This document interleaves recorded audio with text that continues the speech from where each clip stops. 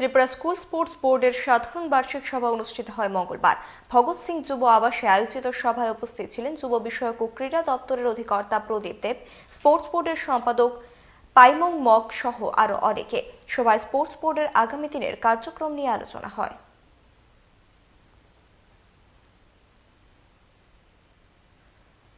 আজকে আমরা পুরো বছরের যে স্কুল স্পোর্টস বোর্ডের কর্মকাণ্ড কী হবে, কোন ডিসিপ্লিনগুলো আমরা ন্যাশনালে পাঠাবো এবং কোনটা স্টেট লেভেল অবধি খেলবে, কোনগুলি ডিস্ট্রিক্ট সিলেকশন করে নিয়ে আসবে, সেই সমস্ত জিনিসগুলো আমরা ফাইনালাইজ করি।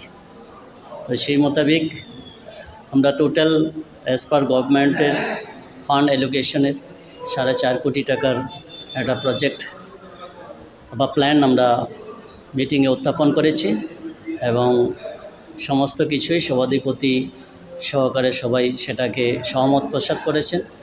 এটার মধ্যে সবচেয়ে রিমার্কেবল, এই বছর আমরা 170 টাকা যেটা ছিল প্রত্যেক স্টুডেন্টের ডিএ যেগুলি আছে ক্যাম্প ডিএ, সেগুলিকে আমরা এনহান্স 250 টাকা করতে পেরেছি এবং পাশাপাশি আমরা আরও ন্যাশনালে যাওয়ার ক্ষেত্রে 350 টাকার জন্য আমরা প্রস্তাব ফিনান্সের কাছে পাঠিয়েছি। নিশ্চিতভাবে কিছুদিনের মধ্যে আমাদের কাছে ফিনান্স থেকে দিয়ে দেবে। তবে এই বছর আমরা 250 টাকা নিয়েই এগোচ্ছি।